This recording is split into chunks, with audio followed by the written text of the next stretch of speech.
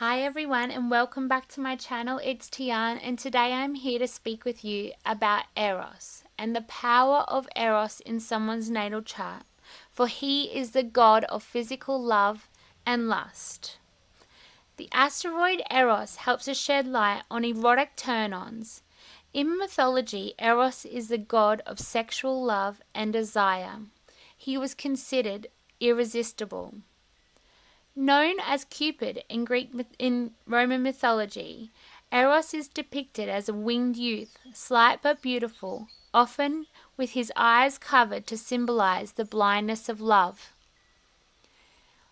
What we know as Cupid, with his bow and his arrow, he overpowers the mind with love and sex.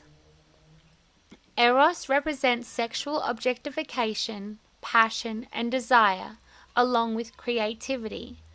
Therefore, unlocking where Eros is placed within your natal birth chart will help you unlock your innermost passions, desires, and innate creativity. So let's dive in, shall we? Eros was the son of Aphrodite, also known as Venus, and Ares, also known as Mars. Aphrodite cheated on her husband Vulcan with Ares, and Eros was born. He is known as the god of carnal love. He fell in love with the beautiful, graceful, and mortal princess, the goddess of the soul, Psyche, or Anima, known in Roman terms. There is a story about how Aphrodite was jealous of the beauty of this mortal princess, and as men left their altars barren to worship her, Aphrodite commanded her son Eros, the god of love, to cause Psyche to fall in love with the ugliest creature on earth.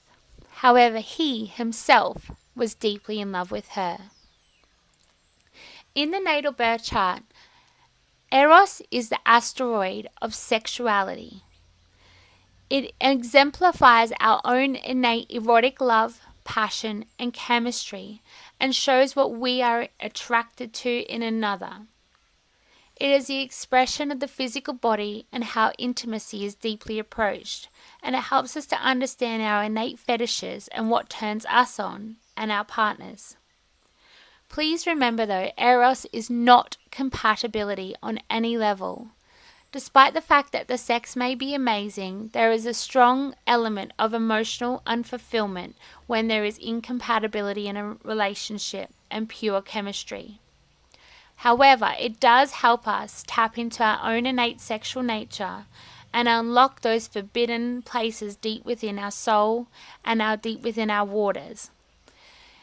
It is potent to understand this placement, to understand yourself on a deep, intimate level, and it will also help you unlock your own innate creativity to be able to birth creativity and the highest possible frequency into the world around you.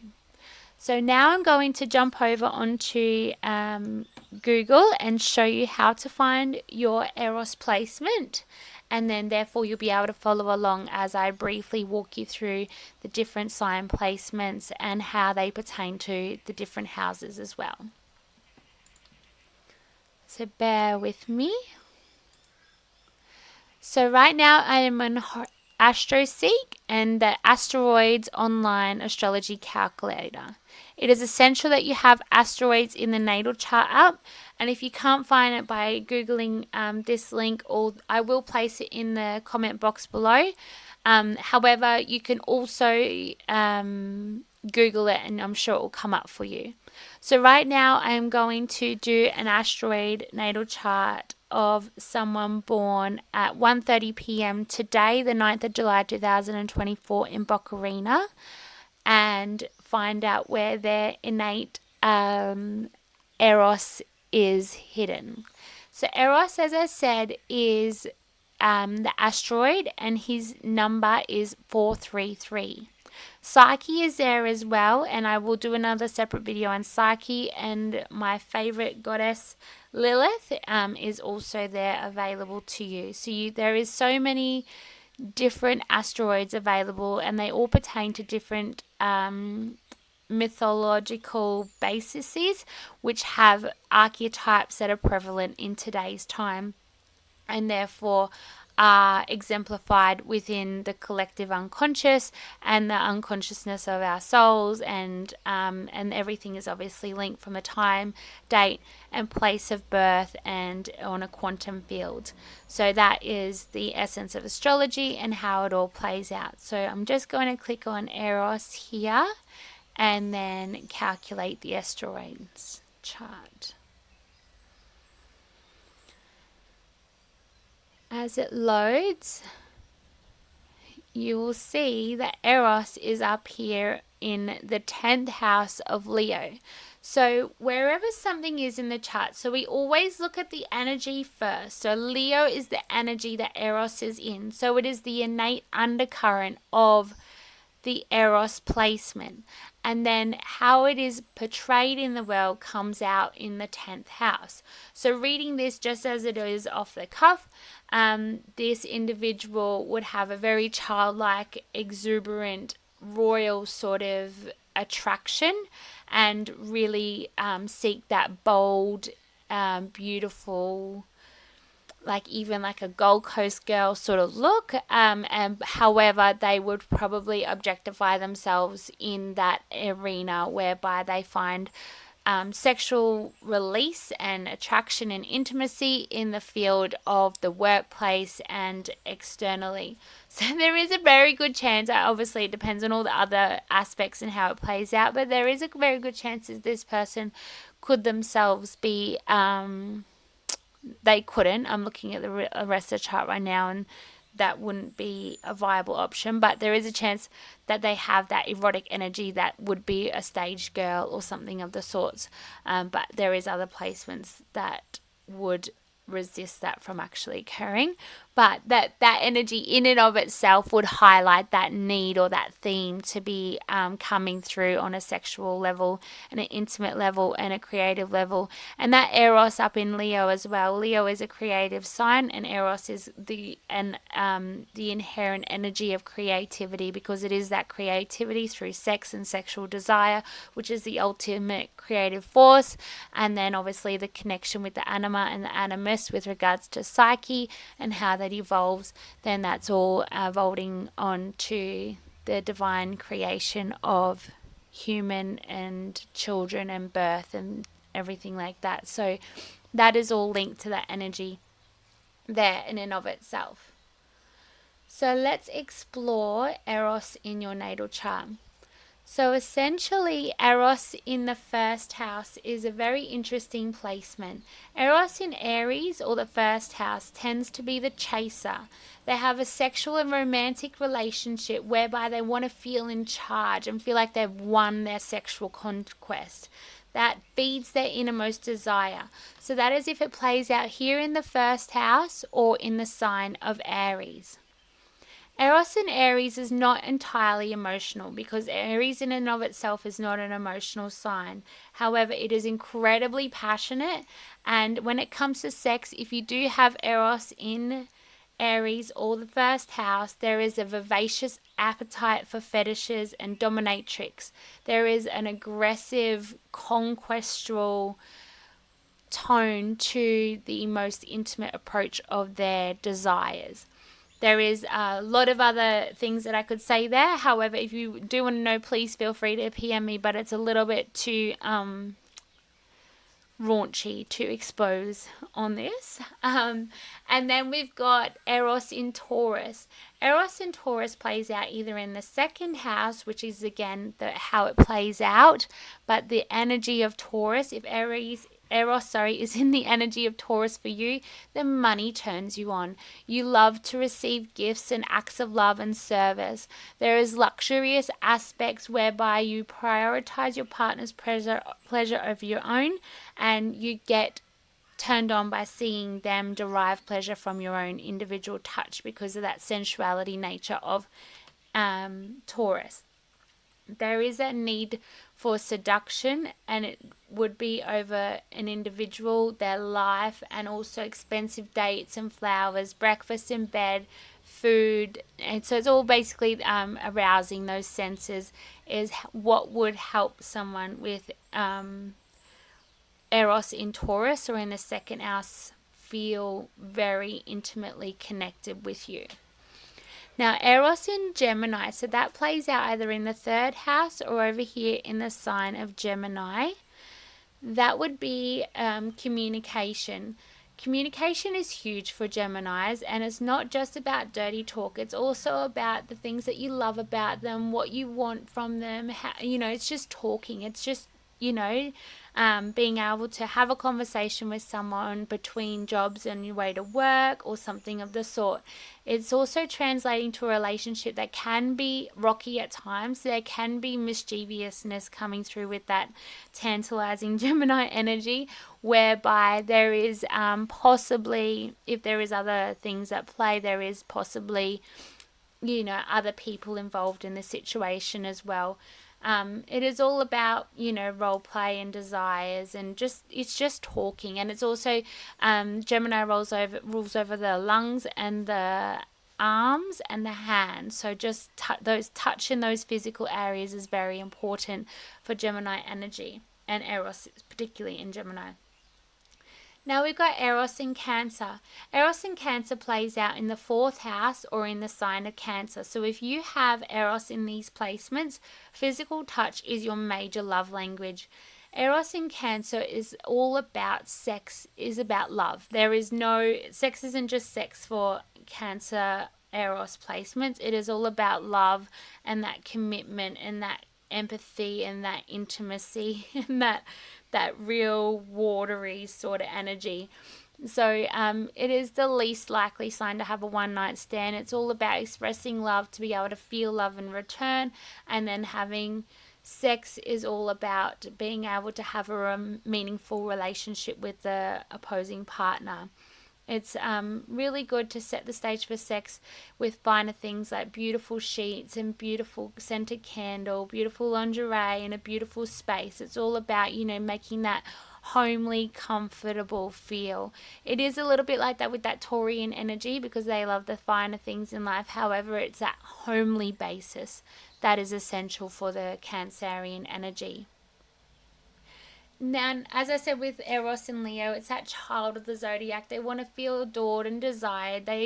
People that have Eros here tend to seek people that look like a glamazon, whether that be real or fake. Their pleasure equates to how much their partner loves and wants them. So it's all about, posting on social media how much you love your partner and how amazing they are, and them doing that for you. It's just about physical attention and pleasure. It also plays itself out here in the fifth house as well. If you have Eros in the fifth house, this does pertain to you, that Eros in Leo energy. And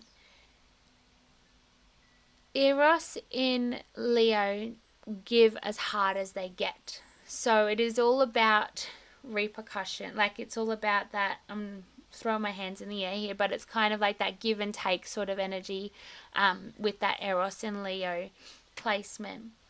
The next one is Eros in Virgo. Virgo is all about meticulousm, and they do not disappoint in the bedroom. They are the ones that will give and give and give, but they also have that critical nature about them. Let's not forget that. So if you have Eros in this sign here or in the sixth house, there is an understanding of what the partner wants and what they desire and enjoy in every way, and they will make sure that you are satisfied. They don't engage in relationships that don't bring something else into the dynamic, whereby there needs to be a good match or fit in their relationship. There is all about marriage or friends with benefit, but there needs to be a mutuality between them, with especially given the fact that it's a mutable sign as well. So it is all about feeling worthwhile for one another, feeling that they're attracted to someone who is easygoing and fun. However, that critical nature of Virgo does come into the bedroom, and just be aware of that. But it will always be for the ultimate result in the end game, if that makes any sense. if you can read between the lines there. And then you've got Eros in Libra. Libra is an air sign. It's also a cardinal sign, so it too will go after what it wants. And if it plays out also in the 7th house, this does pertain to you. So this sign here, or the 7th house, it is about someone that looks good on you. So it's got that Venusian energy, because both Libra and Taurus are ruled by Venus. So they want things that look good. They're happy as long as they're filming each other. There's a secret pleasure occurring. Filming each other may also definitely unfold with regards to that Leo energy as well. They do love to be the center of attention, and that especially, well, with Mars there, definitely in Eros, I definitely would say that would be something worthwhile trying. However, a sexual and physical tendency would be about putting their partner above themselves, and this leads to a sense of codependency within their relationship. And then if they are seriously involved, it is essential that they create that balance within the desire to give and receive pleasure. So there needs to be that symbiosis within their relationship. Now let's go to the most emotional and deep and intimate sign of Scorpio, which rules over the 8th house. So if you have Eros in the 8th house or in Scorpio, this does pertain to you. It is important for you to be able to share your secrets and your feelings and your dreams. It's all about expressing your desires with your partner and helping them to be open. It is all about what is forbidden rather, and what and how to seduce the forbidden out of another individual. So it is all about going to the depths of another soul and slowly but surely carving out that energy and unleashing that energy. There is a tendency for affairs or secret taboo connections. There is a very deep, possibly dominatrix style as well to this sign. I'd say Aries and Capricorn would probably take the cake a little bit more with that cardinal energy. However, I definitely do see that energy of fixed water placement being able to pertain to that as well. Now with Eros in Sagittarius, which is this symbol here, or in the 9th house, then it's all about connecting on an intellectual and philosophical way. I have this placement. So it's about just being able to stimulate someone's mind and being able to create banter and depth and satisfying